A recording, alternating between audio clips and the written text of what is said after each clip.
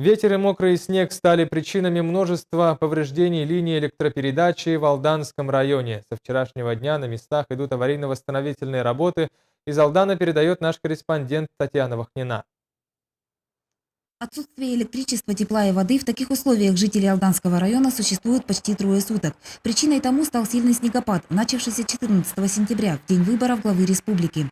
Непогода повлекла многочисленные обрывы линий электропередач. Провода обрывали как тяжелые массы мокрого налипающего снега, так и ломающиеся ветви деревьев. Вследствие выхода из строя глубинных насосов теплопункты города прекращали подачу отопления и воды. К отсутствию тепла и света добавились перебои с телефонной, спутниковой и мобильной связью. Аварийные службы работают в авральном режиме. Впрочем, налаживание систем проходит с переменным успехом. В некоторых микрорайонах электричества не было почти двое суток. Электроснабжение было восстановлено лишь сегодня рано утром. Остается закрытой часть организаций. Не работают некоторые школы и детские сады. В настоящее время 5 бригад работают на ликвидации аварийных точек. Последних, впрочем, по-прежнему много. Нормализация обстановки ожидается не ранее вечера 17 сентября. Татьяна Вахнина, Николай Герасимов, НВК Саха, Алдан.